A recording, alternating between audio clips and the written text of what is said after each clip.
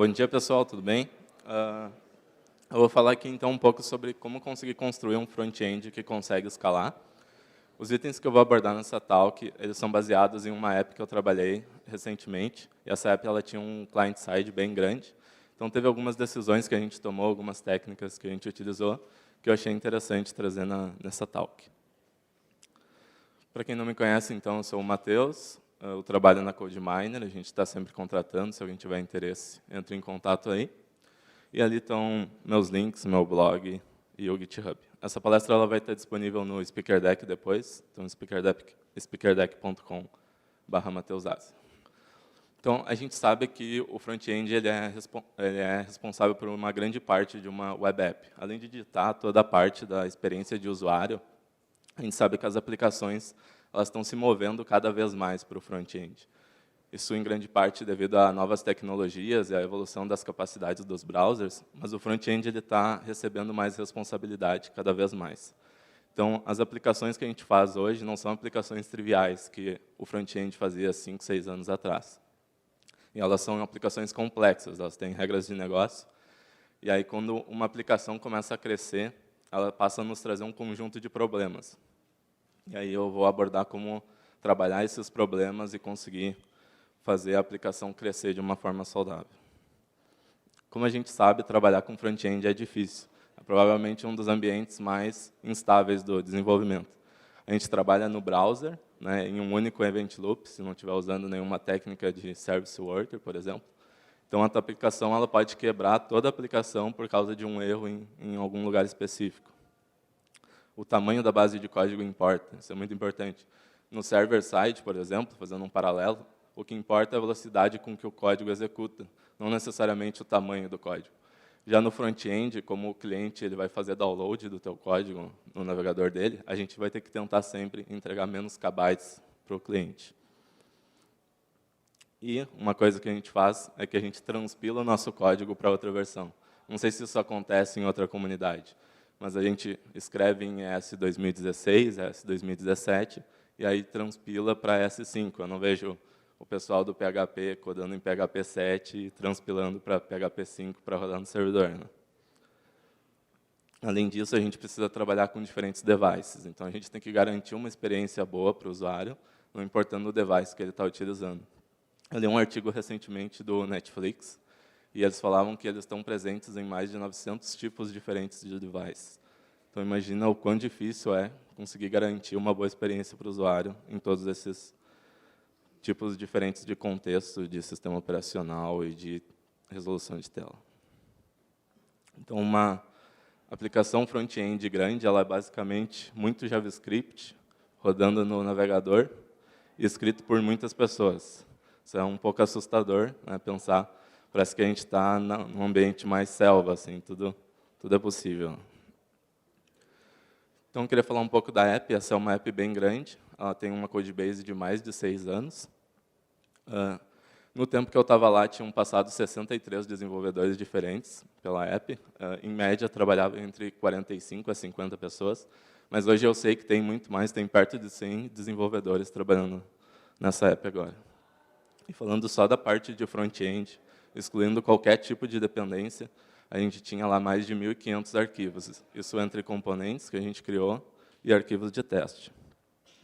A gente tinha mais de 5.000 expectations de testes unitários e quase 4.500 expectations de testes end-to-end. E aí o primeiro tópico que eu queria abordar sobre conseguir escalar é esse quote do Rick Waldron, que ele é um desenvolvedor. Todo o código numa aplicação ele deve parecer como se ele tivesse sido escrito por uma única pessoa, independente de quantas pessoas estão trabalhando nele. E eu encaro isso como um objetivo. Uma aplicação que tem 50 pessoas trabalhando, esse é o objetivo. Se isso está acontecendo, significa que está todo mundo conseguindo ser produtivo e trabalhar bem. Então, eu queria falar sobre o fator humano, né? São 50 pessoas. A gente tem que ter em mente que pessoas vêm e vão. Vão sair desenvolvedores importantes dessa aplicação e vão entrar desenvolvedores novos. As pessoas elas têm diferentes skill sets. Vai ter gente que entende mais de front, vai ter gente que entende mais de back-end, de DevOps, e mesmo assim elas vão ter níveis diferentes. Vai ter o front-end júnior, vai ter o front-end sênior. Então, a aplicação, as pessoas envolvidas na aplicação, elas precisam criar uma cultura de compartilhar esse conhecimento. Né? Para quem for entrar novo no projeto, em pouco tempo, ela tem que ter uma entrada suave, em pouco tempo ela tem que conseguir ser produtiva e entender de um negócio. Por exemplo, essa aplicação que eu trabalhei, ela é relacionada ao mercado de aluguéis comerciais nos Estados Unidos. E eu não entendo nada sobre o mercado de aluguéis comerciais aqui no Brasil, muito menos nos Estados Unidos. E aí, no doc dessa aplicação, tinha vídeos feitos pelos próprios desenvolvedores, explicando um pouco do mercado, explicando o que a aplicação se propõe a fazer, como que as personas da aplicação estão distribuídas no código, como que isso foi traduzido. Isso ajuda muito para quem está entrando no projeto a se sentir produtivo logo. Então, outras coisas que aconteciam, que a gente chama de brown bags. Então, toda semana, alguém fazia uma talk informal mesmo para a equipe sobre alguma coisa relacionada ao projeto, como resolver tal problema, um bug de segurança que encontrou, e outras talks mais genéricas, tipo TypeScript, React, que o pessoal estava envolvido. Claro, também, para manter a qualidade, é necessário ter o processo de code review. O code review ele ajuda em duas coisas. A primeira coisa é que ele vai ajudar a manter a qualidade da aplicação, mas ele também ajuda a quem não é tão experiente em alguma área a evoluir mais fácil. Então, vai ter o front-end, em algum momento ele vai precisar fazer uma alteração na API, alguma coisa, e ele vai subir a pull request dele.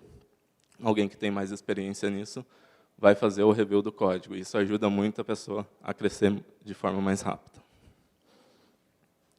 E eu falei antes que o front-end é difícil. Por que o front-end é difícil? Porque a gente não vive sozinho. A gente vive no meio termo. A gente vive entre a interface de usuário e a aplicação. Para o front-end escalar, ele precisa estar em harmonia com essas áreas. A gente precisa estar envolvido.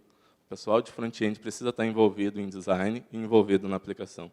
O bom profissional front-end ele vai ter noções de usabilidade, de design, de desenvolvimento de interfaces, experiências de usuário, também de programação, de lógica, de desenvolvimento de APIs. Então, ele precisa estar envolvido nessas duas áreas. Costumo dizer que o front-end ele jamais vai escalar se o design não escala. Então, o primeiro passo para o front-end escalar é ter uma UI consistente. Porque, conforme a aplicação vai crescendo, vai tendo sucesso, mais funcionalidades vão sendo demandadas para aquela aplicação. E aí, diretamente, a gente sabe que mais funcionalidades significam mais código. E o tamanho da base de código ela não pode crescer na mesma velocidade que as funcionalidades vão sendo adicionadas. Senão vai ser impossível de manter isso. Então, é preciso utilizar algumas alternativas para que tu consiga criar mais funcionalidades sem conseguir adicionar muito código na aplicação. E uma das alternativas é utilizar um Style Guide. Então, nessa aplicação, a gente tinha o Style Guide. E era muito bom, porque o Style Guide ele funciona como uma ferramenta de comunicação entre a equipe. São 50 pessoas. Elas vão ser quebradas em diferentes times e cada um vai trabalhar numa funcionalidade específica. E o Style Guide funciona como uma ferramenta de comunicação entre essa equipe. Além de proporcionar outras coisas muito boas, como tu poder desenvolver aquele componente isoladamente num contexto, e aí tu consegue desenvolver ele de forma genérica, e depois trazer isso para a aplicação. Mas tu já desenvolveu ele de forma genérica, então tu sabe que ele vai ser reutilizável em outros contextos. Né? E aí tu desenvolveu, por exemplo, um componente de drop-down. Quando alguém em outra funcionalidade precisar de um drop-down, ele vai ter essa referência no Style Guide, com todas as variações e todas as customizações necessárias. E, claro, para escalar o desenvolvimento front-end, a gente precisa mudar um pouco o mindset. Antigamente, quando as aplicações eram mais simples, a gente desenvolvia páginas. E, hoje em dia, numa single page app, isso não funciona. Ela não é guiada por páginas. A gente precisa ter o desenvolvimento guiado pelo desenvolvimento de componentes. Pensar em componentes como se eles fossem pequenos pedaços de Lego, e aí a gente junta esses Legos depois para formar uma funcionalidade. No Style Guide também é um momento que a gente decide que técnicas a gente vai usar, que arquitetura de CSS a gente vai usar, que metodologia a gente vai utilizar, para assim difundir entre a equipe. Então, se alguém tem algum interesse, tem esse styleguides.io, ele é uma boa referência, porque ele tem várias informações de Style Guides de outras empresas. E aí tem uma outra frase muito interessante, que é: cada alteração feita deve deixar a codebase melhor do que estava antes. Sempre aumentar e nunca diminuir a qualidade da aplicação. Eu não sei quem disse isso, muitas pessoas falam isso, então eu imagino que quem falou primeiro deve ter sido ninguém mais, ninguém menos que Albert Einstein. Mas nem sempre isso é possível. Vão surgir demandas. Vai surgir algum bug urgente ou alguma prototipação urgente que tu precisa resolver. E é por isso que lá a gente tem uma técnica que a gente chama de shame CSS. Ou seja, todo o código que tu não está orgulhoso daquilo, que tu acha que aquilo não devia ir para o Style Guide, mas tu precisa daquilo urgentemente, tu coloca lá no shame CSS. Por quê? Porque isso vai se tornar um código legado, isso vai ser um débito técnico. Mas o grande problema do débito técnico é quando ele está espalhado pela aplicação.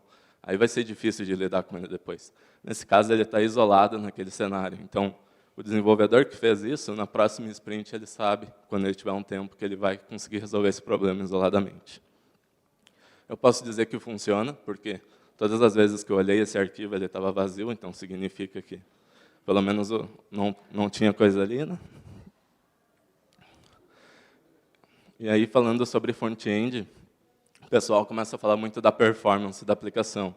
Mas eu queria chamar a atenção para um outro tipo de performance. A performance ela é subjetiva. Eu queria falar da performance perceptível. Por exemplo, tu tem uma aplicação que tem um monte de imagens, a homepage de um e-commerce, por exemplo. E aí, se tu adicionar um lazy load para essas imagens, e for comparar as duas versões, olhando na métrica lá no teu Developer Tools, provavelmente a versão sem o lazy load vai carregar mais rápido. Por quê? Porque tu está adicionando uma lib.js, essa lib provavelmente é blocante, e as imagens só vão começar a carregar depois que essa lib executar. Então, no tempo total, provavelmente a versão sem o lazy load carrega mais rápido. Mas a versão com lazy load vai ser melhor para o usuário, porque a performance ela é subjetiva. Para o usuário vai parecer muito mais rápido, porque o resto da aplicação é priorizado. É priorizado as imagens que estão sendo mostradas. Então, eu queria lembrar disso, que a tua aplicação ela não precisa ser rápida, ela precisa parecer rápida. O que importa é o que o usuário está enxergando. E aí, as empresas têm utilizado duas técnicas para dar essa sensação de performance. A primeira técnica é criar application shells, ou seja, as single page apps elas possuem muitos conteúdos, e esses conteúdos são dinâmicos. Para não deixar a tela branca ou só mostrando um load quando o usuário acessa a aplicação, tu já devolve imediatamente uma casca da tua aplicação. E aí, carrega o conteúdo dinamicamente. Isso vai dar uma sensação de maior velocidade para o usuário, porque assim que ele acessa a página, ele já está conseguindo usar alguma informação, receber alguma informação. Então, aqui é um exemplo do Slack, e o outro exemplo é do inbox ali do Gmail. Eles já devolvem a casca da aplicação e carregam o conteúdo sob demanda. A outra técnica é o fake it until make it. Muitas empresas usam isso, né? Ela é uma alternativa ao loader. O Facebook usa isso, por exemplo, quando tu está lá na tua timeline, ele coloca um cardzinho de um conteúdo fake. Por que disso? Porque na visão periférica do usuário, ele vai estar olhando ali o cabeçalho e já vai parecer que já tem alguma coisa embaixo para ele. De repente, quando ele olha para essa informação, está o conteúdo fake, mas já muda para o conteúdo real. Então, ao invés de deixar aquela parte toda branca ou mostrando um loader, tem essa técnica de colocar um box de conteúdo fake ali para dar a sensação de velocidade. Isso ajuda também, porque se tu estiver carregando o conteúdo sobre demanda, tu pode causar menos reflow na tela. Os boxes eles já estão posicionados onde eles devem ficar. Tu só substitui o conteúdo, então vai parecer que a tela já estava carregada. Aqui é um exemplo do Medium utilizando essas duas técnicas. Então, pode ver que já tem um application shell na hora que eu acesso a página e o box de conteúdo fake ali. Mas aquele botão e os followers, eles parecem que já estão posicionados da tela. Só vem a informação depois. Aqui é um outro exemplo de duas apps que carregam na mesma velocidade. A diferença é que a primeira app ela parece ser muito mais rápida porque ela carrega o conteúdo sob demanda e já vai deixando o usuário receber inputs de informação.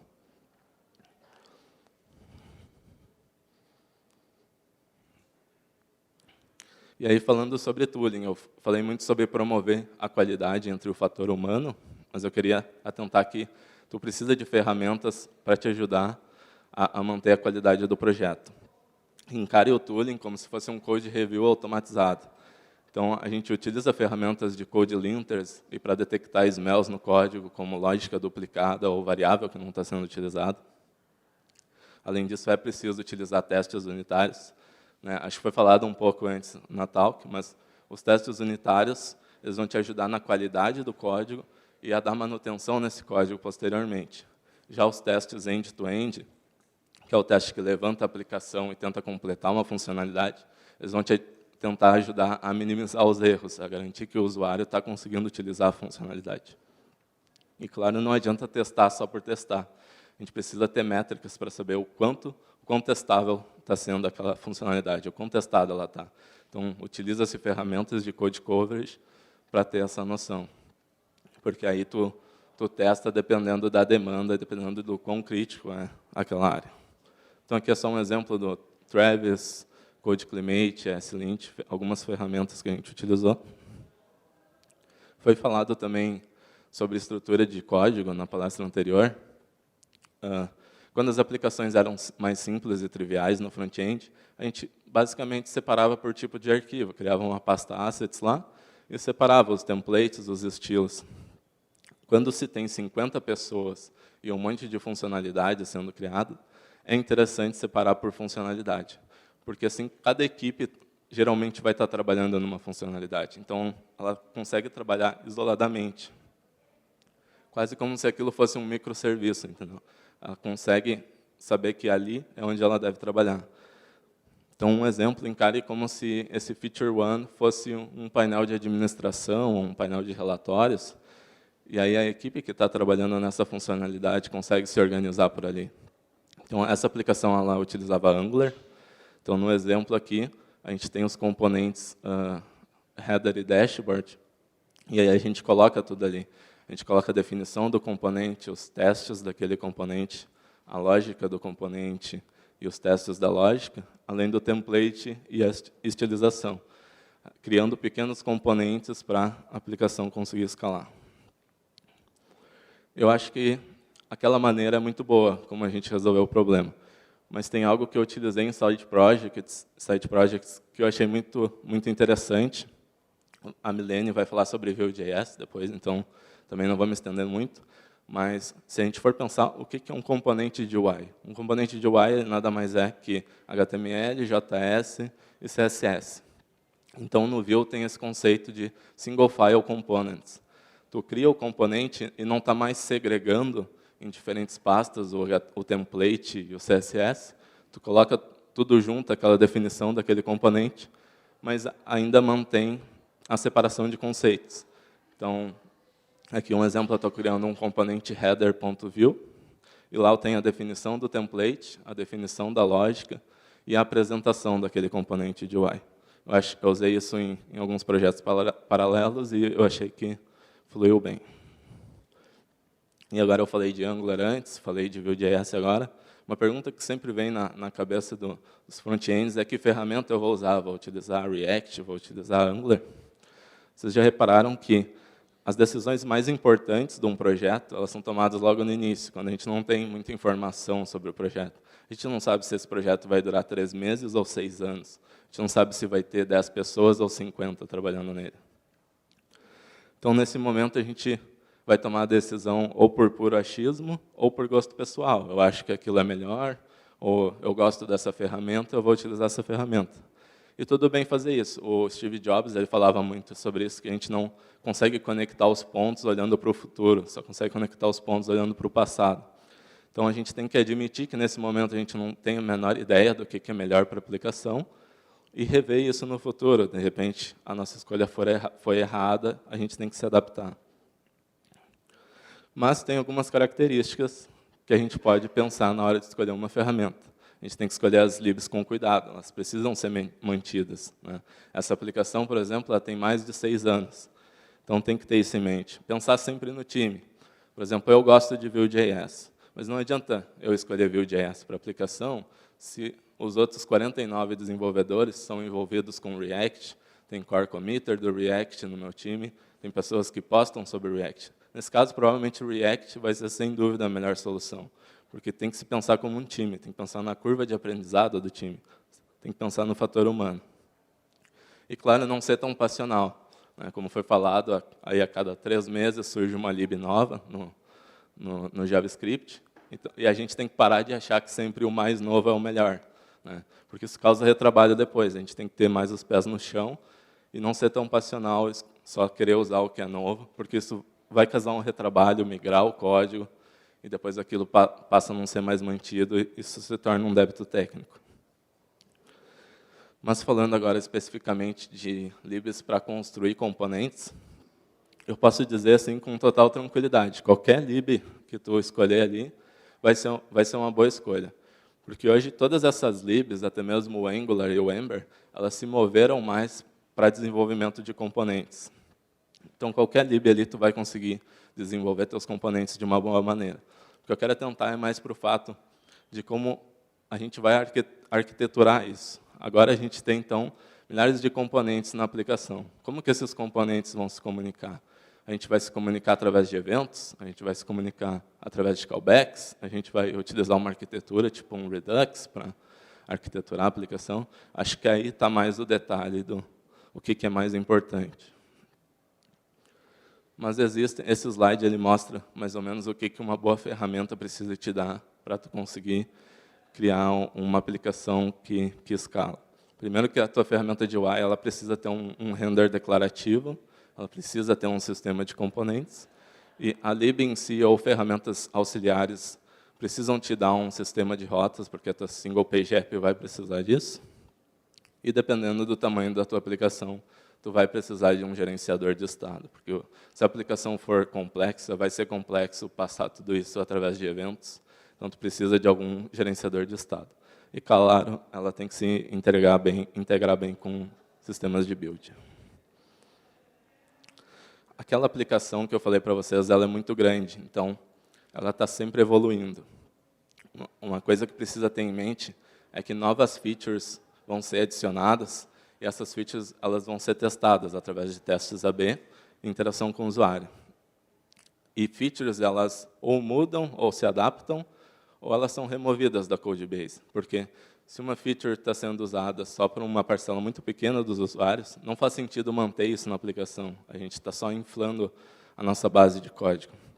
Então, lá, a gente precisava de uma técnica para controlar quais usuários podem ver quais funcionalidades. Então, a gente utilizou esse conceito de feature flagging. Então, basicamente, toda nova feature que a gente estava desenvolvendo tinha uma flag no usuário se ele podia acessar aquela feature ou não. Aí, nisso, a gente conseguia liberar as novas funcionalidades gradativamente.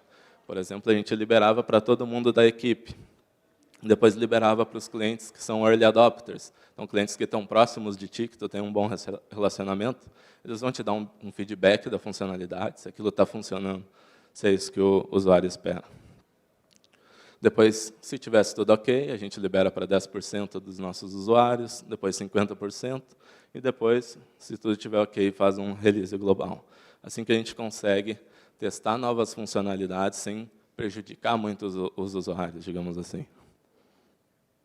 Então, aqui é só um exemplo, a aplicação é Angular. Então, vamos supor que eu estou trabalhando numa nova funcionalidade, eu quero liberar isso para uma parcela de usuários. Eu libero isso de forma simples, eu só mostro ou não mostro aquele link no menu, aquela informação no menu.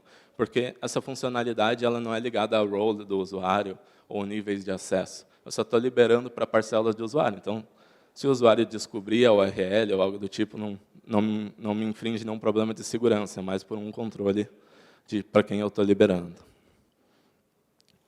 É importante ressaltar que a gente tinha um painel de administração para outras pessoas que não são desenvolvedores conseguir ligar ou desligar a flag de uma funcionalidade para um usuário específico. Porque isso é útil para quem é vendedor ou para quem está fazendo algum treinamento com o cliente, ter essa opção, através de um admin, ligar ou desligar aquela funcionalidade.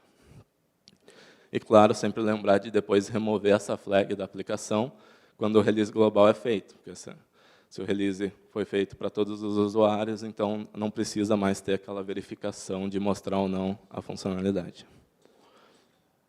Falar também do conceito de progressão da feature. Né? É muito comum assim, um e-commerce ele quer fazer uma nova home. E aí eles decidem que eles não vão liberar isso gradativamente, eles não vão fazer deploy de pedaços que eles construíram da nova home, eles só vão fazer isso quando a home estiver pronta inteira. E aí vai levar 4 meses para fazer essa nova home, depois ela é feito o release, e aí percebe-se que a nova home converte menos que a antiga. Então, esse trabalho provavelmente vai ser jogado fora, ou vai ter que ter uma readaptação disso. O segredo é sempre liberar as funcionalidades gradativamente, porque tu não sabe o que o usuário precisa.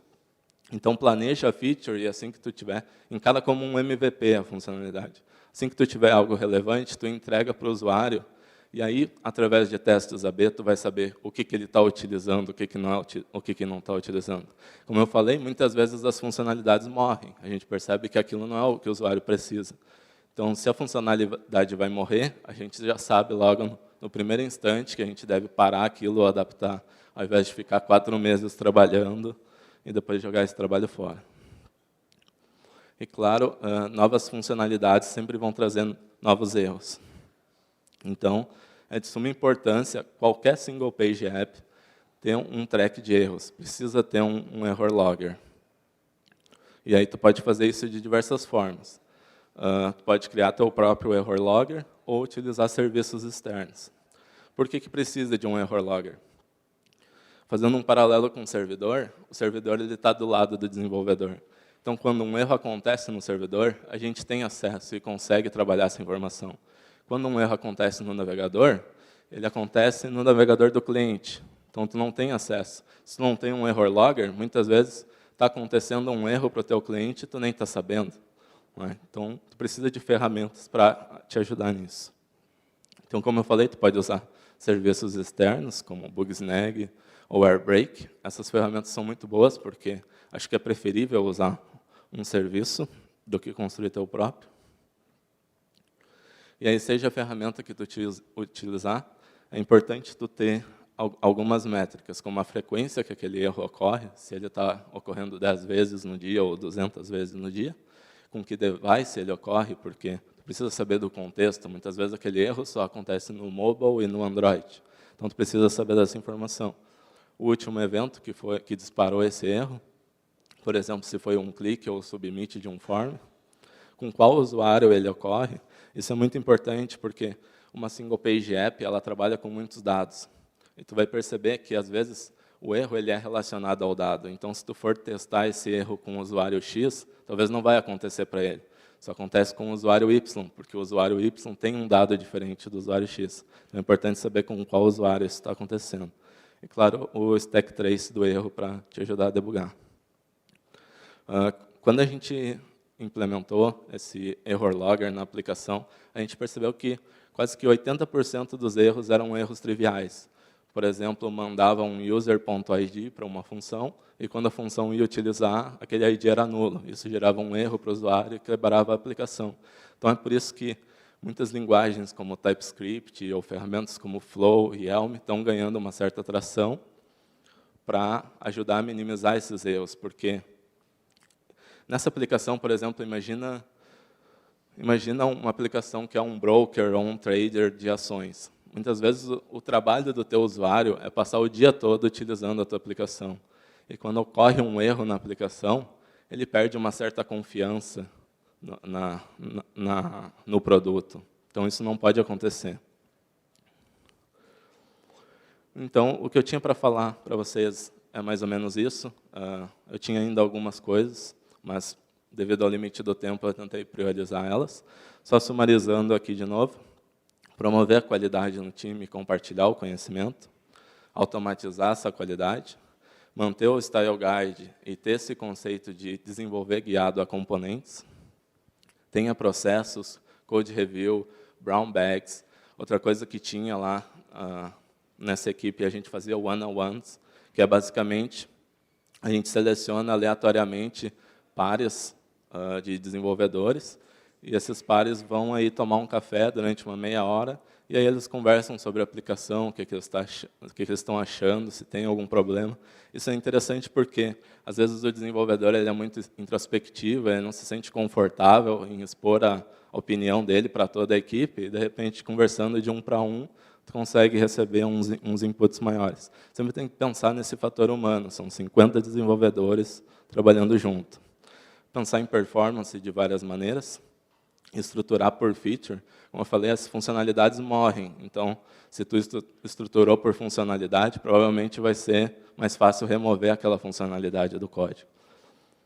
Ter técnicas como feature flagging, sempre pensar com um time, não tomar decisões pessoais, e fazer tudo o que é possível para minimizar os erros, seja com teste unitário, com teste de integração, seja monitorando os erros que acontecem no cliente, tudo o que for possível. É isso, pessoal. Queria agradecer a oportunidade e a palestra vai estar disponível em seguida no Speaker Deck.